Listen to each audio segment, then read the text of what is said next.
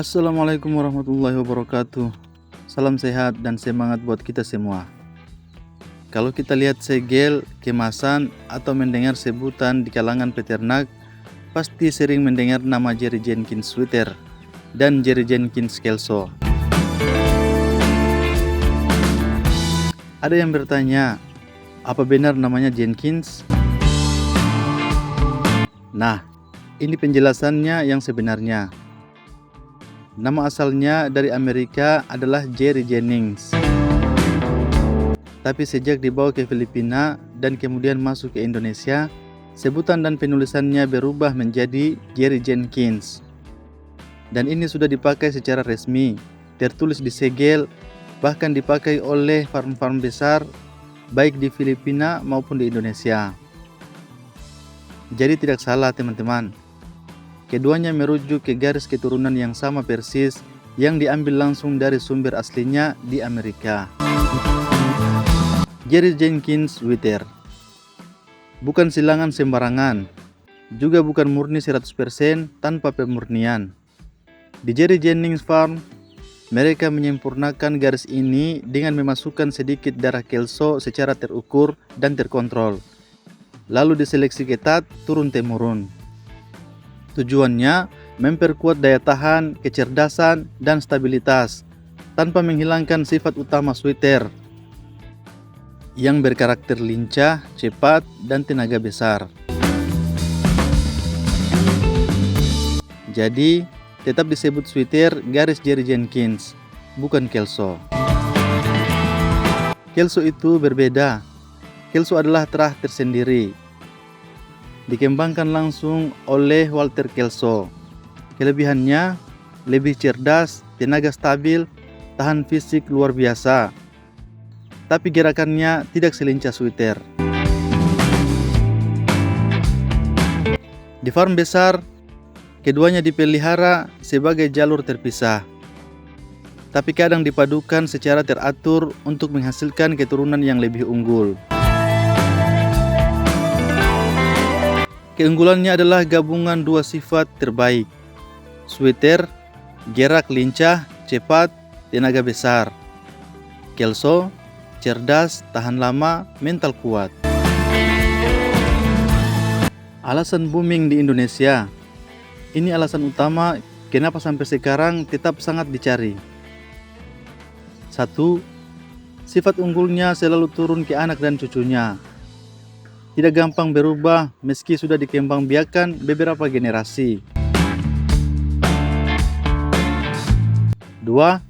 Sangat cocok dengan iklim kita. Sudah disesuaikan dengan cuaca panas dan lembab khas Indonesia dan Filipina.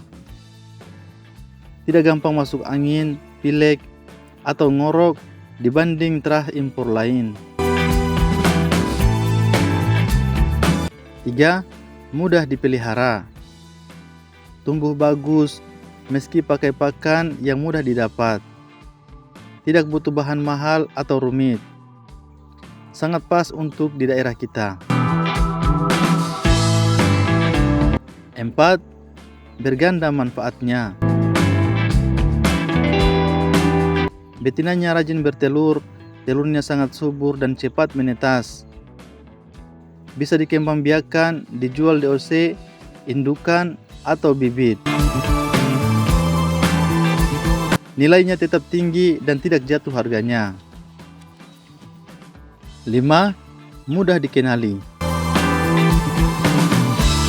Ciri fisiknya jelas, jadi tidak terlalu sulit membedakan yang asli dengan silangan sembarangan.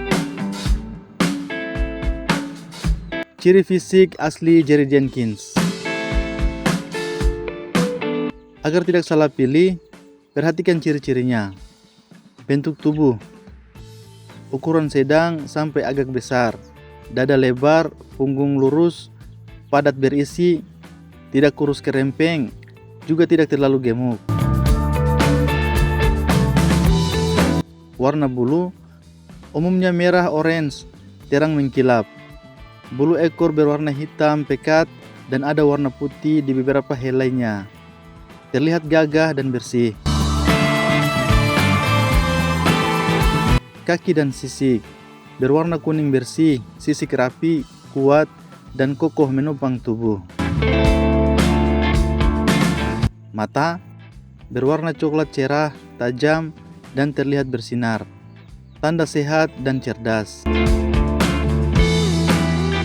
Sifat lincah, waspada, berani, tapi tidak liar, sehingga mudah diatur saat dipelihara. Jadi jelas ya teman-teman, Jerry Jenkins adalah sebutan yang sudah resmi dipakai, tertulis di segel, dan diakui oleh peternak besar. Meski asal katanya dari Jennings, intinya tetap satu keturunan yang sama, diambil langsung dari sumber aslinya. Booming bukan cuma tren semata, tapi karena terbukti kualitasnya, mudah dirawat, dan menguntungkan. Oke teman-teman, semoga penjelasan ini menjawab rasa penasaran teman-teman semua. Kalau ada pengalaman atau pertanyaan lain, silakan tulis di kolom komentar ya. Jangan lupa like, komen, dan subscribe, supaya saya makin semangat membuat konten-konten berikutnya. Sampai jumpa di video selanjutnya. Wassalamualaikum warahmatullahi wabarakatuh.